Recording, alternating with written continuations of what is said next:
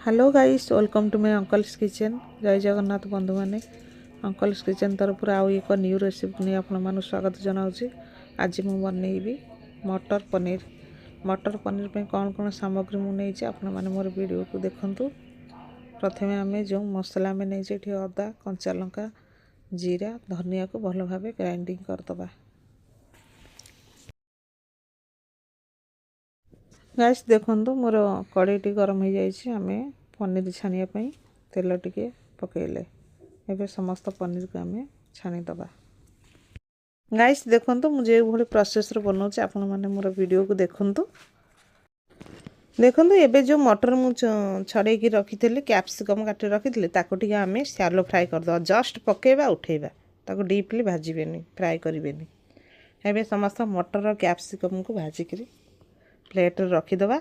देखूँ अदा जीरा जो आम पेस्ट करदे से पेस्ट मुझे बनई देछि आ किछि पियाज टे कटा पियाज पकई तेल रे आम टे ब्राउन कलर हवा जाए भाजुचे आ किछि पियाज को मुझे ग्राइंडिंग कर देछि। एबे टे तरकारी कलर आसिया पे रेड चिली पाउडर पकेले। एबे देखूँ ग्राइंडिंग कर रखिथिबा पियाज को पकेले ताक भल भाव टे कषिबा जेमती पानी मसलारू मरी जाए। मसलारू पानी मरीगला पर आमे किछि टमाटो पकेले टमाटो टिके लुण टिके पकेया ताको भल भाव मसला सहित कषिबा। टमाटो टी हमर कषि होई आसिले आमे बाटिकी रखिथिबा मसलाटा को पेस्टटा को पकेबा पकेकी कषिबा। सब बेले आपण माने सिम रे रखिकी गैस रो बर्नर को सिम रे रखिकी भल भाव मसलाटा को कषि। मसलाटा हमर जिते भल भाव कषि हबो तरकारी टेस्ट भल आसीबो। देखूँ एबे मु बाटिकी रखिथिबा मसला को पकेली। एथिरे मु रसुण यूज करूनी केवल पियाज अदा आ धनिया जीरा यही सब सामग्री नहीं कि मुझे तरकारी बनाऊँच आ टिके मैगी मसला लास्ट पकेबा। देखूँ यहीपरी भाव में आप मसलाटा को कषिबे।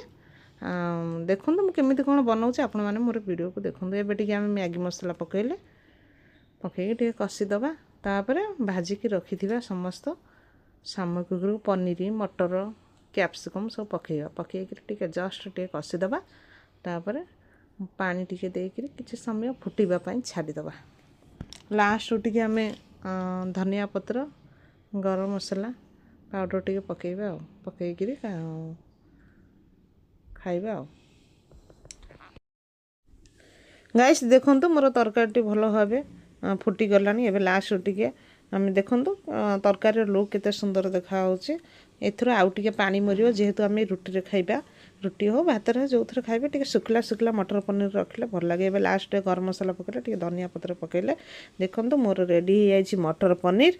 आपण मैंने यहीपरी भाव में घरे बनातु खातु मते कमेंट माध्यम जनातु। मोर वीडियो को जदि लाइक शेयर सब्सक्राइब करना सुनिश्चित भाव निहाती भाव मोर वीडियो को लाइक शेयर सब्सक्राइब करूँ। यहीपरी भाव में नुआ नुआ वीडियो आपण मान सहित मुझे पहुँचाई पारि। जय जगन्नाथ।